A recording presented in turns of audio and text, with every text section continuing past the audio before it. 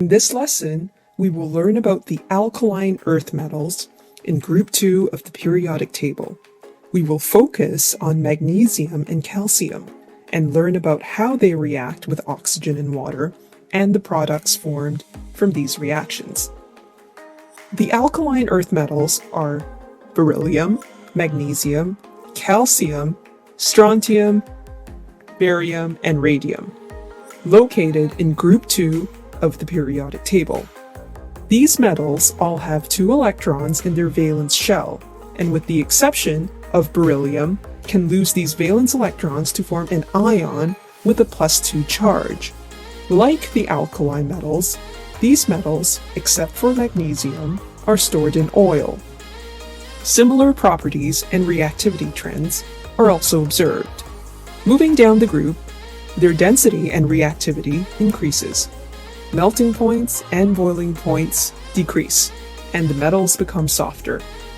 We will now learn about the reactions of magnesium and calcium with oxygen and water. Magnesium is shiny and silver, but you will see that your magnesium strip may be dull. This is due to the formation of an oxide layer from exposure to air. Simply clean it with steel wool, so to remove as much of the oxide layer as possible. Using a pair of tongs, take the magnesium strip and hold it to a roaring Bunsen burner flame. The combustion of magnesium proceeds with a bright white flash. Take care not to look at this flash. Magnesium reacts with oxygen to produce magnesium oxide, which is a white solid. Here is a challenge. Do you expect calcium to be softer or harder than magnesium? Calcium is softer than magnesium. Moving down the group, the metals become softer. Overall though, these metals are harder than the alkali metals. Calcium is also shiny and silver. Using a pair of tweezers, take out a chunk and cut a small piece using a scalpel. Remove excess oil using paper towels. Using tongs, place in a roaring Bunsen burner flame. You will observe that it burns with a red flame. Calcium reacts with oxygen to produce calcium oxide, which is a white solid. So magnesium and calcium react with oxygen to form their respective oxides. Let the formed calcium oxide cool. It's important that you allow it to cool sufficiently because the next step is exothermic. Place the cooled calcium oxide in cold water. Calcium oxide reacts with water to produce a solution of calcium hydroxide, also known as lime water. You will see a white precipitate at the bottom of the beaker once everything settles. This is solid calcium hydroxide as it is only slightly soluble in water.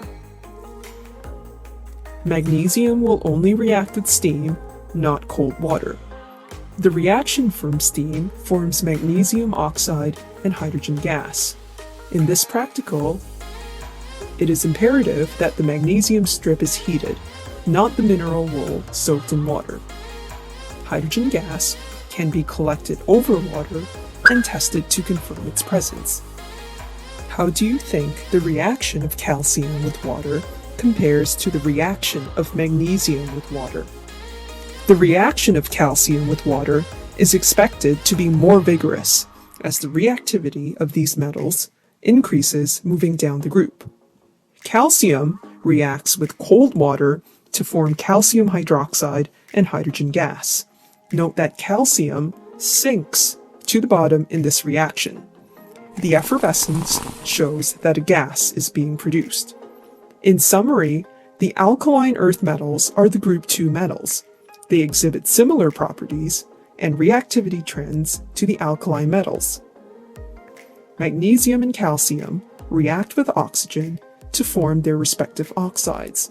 Magnesium reacts with steam to produce magnesium oxide and hydrogen gas. Calcium reacts with cold water to produce calcium hydroxide and hydrogen gas.